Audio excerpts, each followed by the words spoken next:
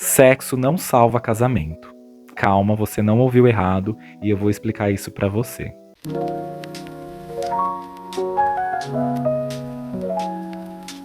A queixa sexual entre casais é quase a ordem do dia para aqueles e aquelas psicólogos e psicólogas que atendem casais em suas clínicas.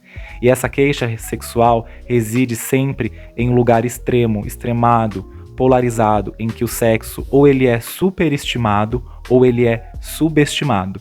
E eu poderia encerrar esse vídeo dizendo que o que salva o casamento é a comunicação entre pares.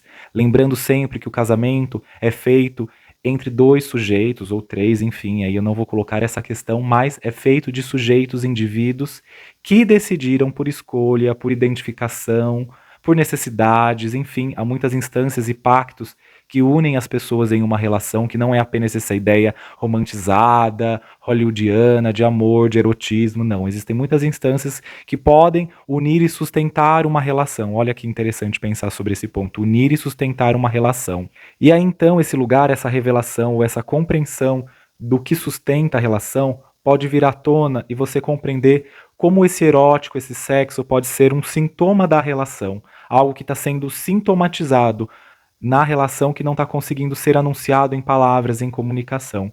Por um outro lado, em relação ao sexo no casamento, muitas vezes ele fica interditado porque, sobretudo se são pessoas que se conheceram ainda muito jovens e tiveram as primeiras trocas eróticas entre eles, perderam a virgindade juntos, e aí esse sexo ele ficou num lugar muito repetitivo, muito já conhecido, não explorado, até explorado entre eles no sentido de quanto indivíduos e quanto sujeitos. E esse sexo, então, ele fica interditado nesse lugar, que é um lugar de repetição, de mesmice, de tédio. Nesse sentido, esses sujeitos que se conheceram muito cedo, perderam a virgindade juntos, por exemplo, eles vão descobrindo que seus desejos, eles também se desenvolvem. Assim como nós temos um desenvolvimento bio, psico e social, existe também um desenvolvimento que é sexual. O sexo não é algo estático em nossa vida. A sexualidade não é algo acabado em que você descobre, ponto, pronto, acabou e vai ser sempre a mesma, num sentido de exercício, de fazer, de desejo, enfim.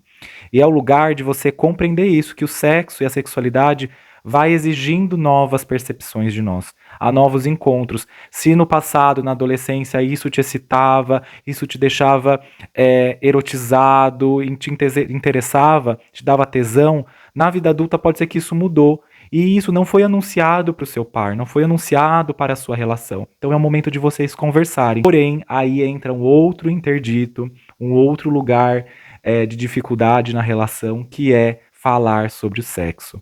O quanto falar sobre o sexo na relação é algo que tem muita dificuldade, as pessoas têm muita dificuldade porque é o problema o sexo. As pessoas muitas vezes não estão prontas ou se sentem prontas para falarem sobre o desejo. E falar sobre sexo não é falar de flores, bombons, chocolates, né, nesse lugar romântico, não é isso. Falar sobre sexo é às vezes falar sobre partes do corpo, sobre como você gosta de gozar, como você sente-se com o outro quando você está gozando, por exemplo. Então é importante que você compreenda esse lugar, que você traga para a sua relação que o que vai salvá-la é a comunicação. A comunicação é interessante porque não é uma comunicação apenas com o outro, o parceiro ou a parceira, mas é a comunicação com você mesmo.